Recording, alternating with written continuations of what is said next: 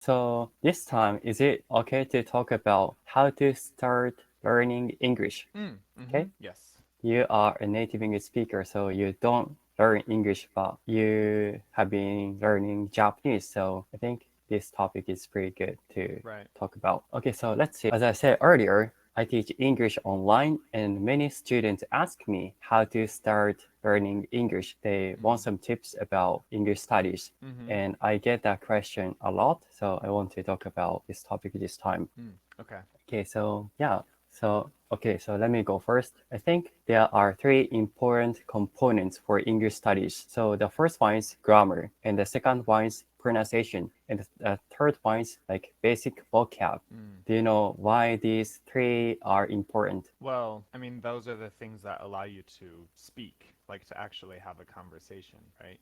Yeah. So, to make sentences. If you don't know the grammar, then you can't make sentences. If you can't pronounce it, then you can't communicate. And if you don't know the vocab, then again, you don't have anything to work with. You don't have any words to say. So, Yeah. yeah. Yeah, exactly. So all of what you said was correct. So if you don't know grammar, you can't make a sentence. And then when you are listening to what other people are saying, it's very difficult to understand what the people are saying because you don't Right. know grammar. And, talking about pronunciation, as you said, what did you say about grammar? No. About Pronunciation. What did you pronunciation? say? I Yeah, was just that I forget. if you can't correctly pronounce the words, then Hmm? you can't communicate because people Ah, won't understand what you're saying. So, yeah, yeah. correct. I think that that is one of the reasons. And the second reason is for listening, because if you don't know the rules of pronunciation, you can't catch English. So, for example, have you ever heard of the word linking? You know Linking? that? Yeah, linking. Like in what context? Like, Okay, so for example, there's a sentence like, let's see, linking. I'm trying to think of an example. Let's see.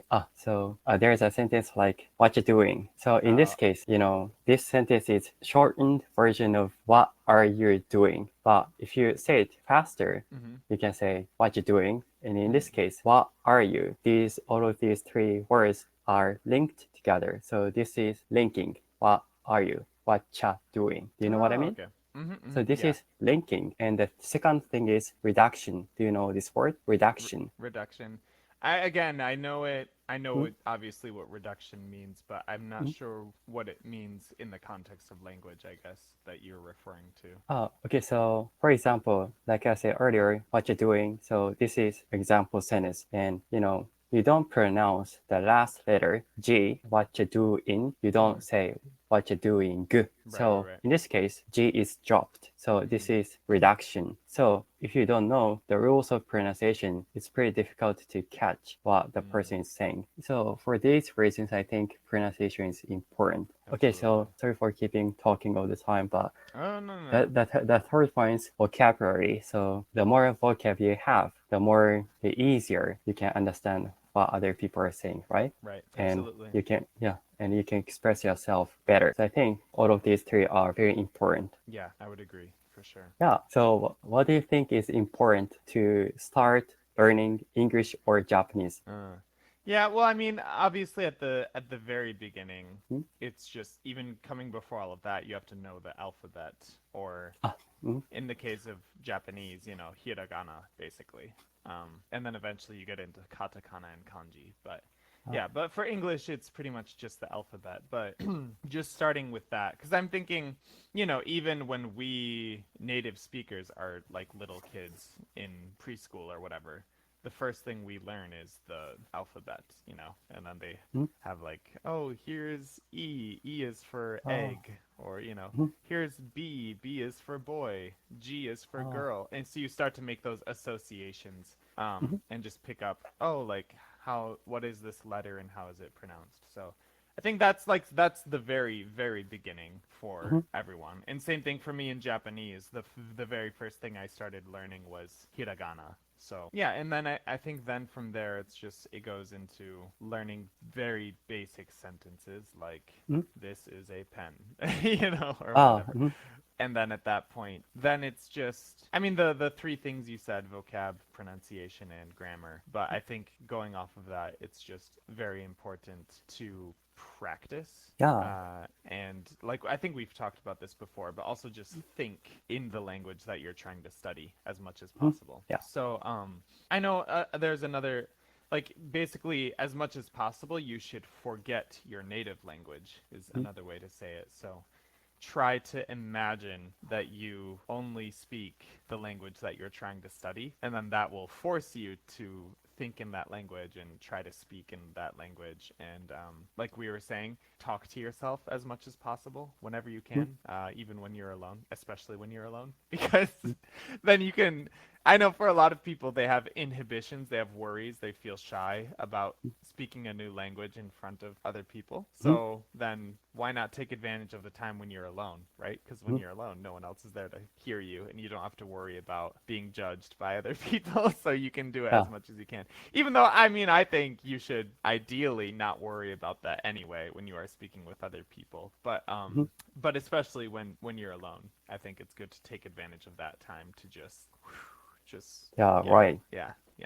I think, like you said, immersing yourself in the language is very important. Right. That can be stressful sometimes for certain people, though, but I think it's very important because I feel like the amount of time spent on English studies for most people is not enough. So they don't really study hard. So I think that's one of the reasons people can't speak English. So I think if they really want to acquire the language, it's important to spend as much time as possible. Yeah, I would agree. Yeah.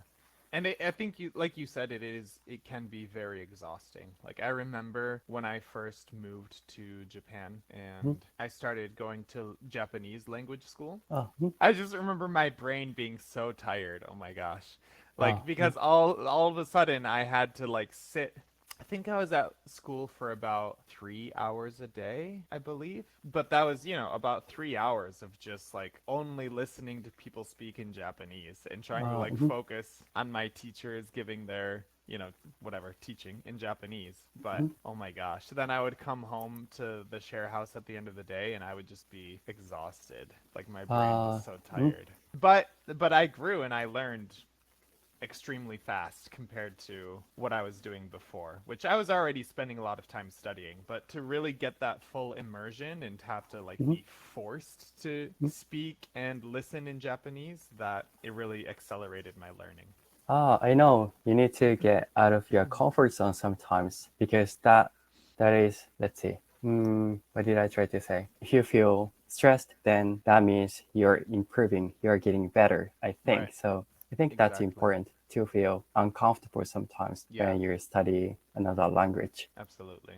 Yeah, you said that you went to a language school, right? So yeah, I was in the same situation because when I went to the States, I went to a language school there and I felt tired because at the time my English was terrible. And when I talked with like locals and people in the States, I couldn't understand what they were saying. So it was very tiring at the time. But I think because of that, my English skills gradually got better because I realized that I needed to study much harder. So I practiced speaking English more. And then now I can speak English to some extent. Right. Yeah, exactly. Yeah. It's a long, gradual process and it takes a lot of patience. But yeah, that's true. If you persevere, if you just keep going, then yeah, it's very rewarding and you will get better.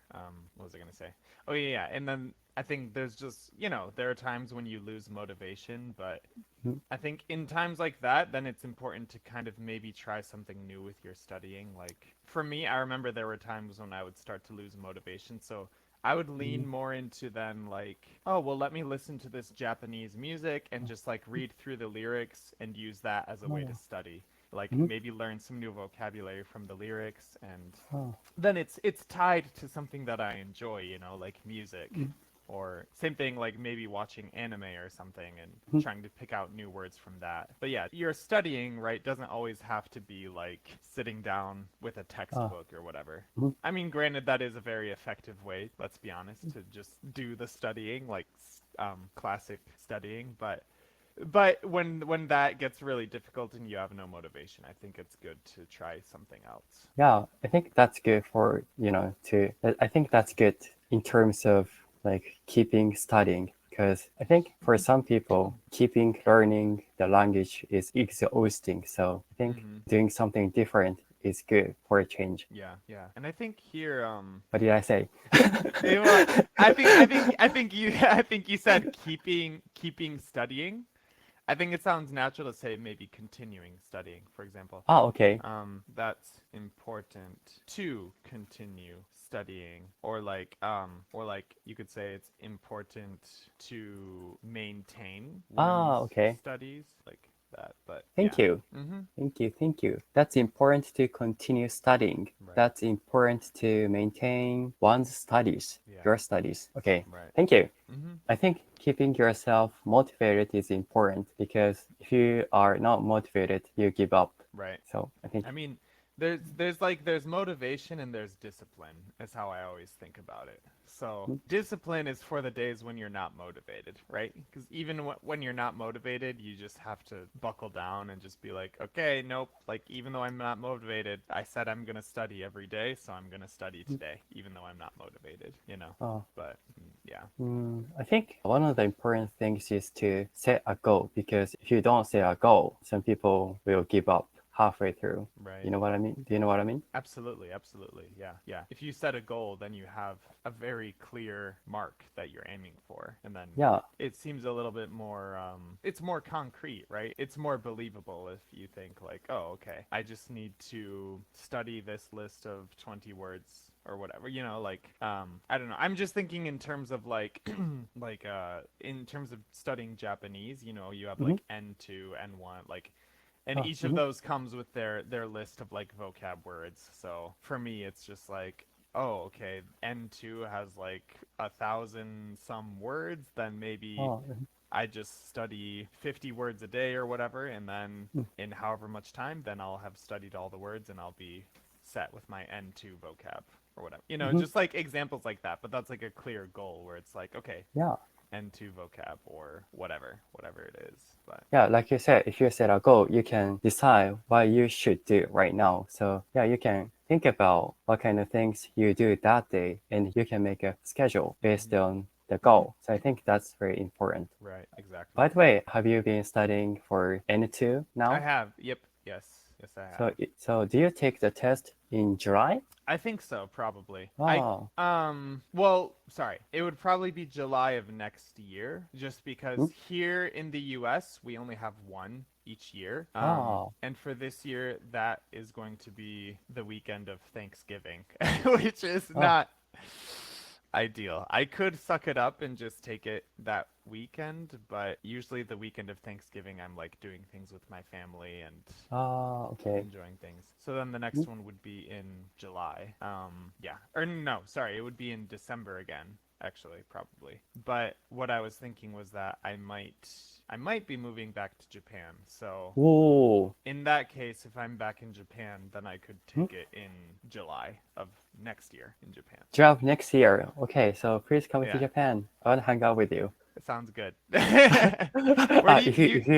You're in Tokyo, is that correct? Yeah, I'm in Tokyo now. Nice. I think I'll be in Tokyo next year too, probably. So yeah, if you are up for it, I'm always here for you. Cool. Thank you. Yeah. Go ahead. I was just gonna say that's much appreciated. I appreciate your kindness. I'm glad to hear that. Yeah.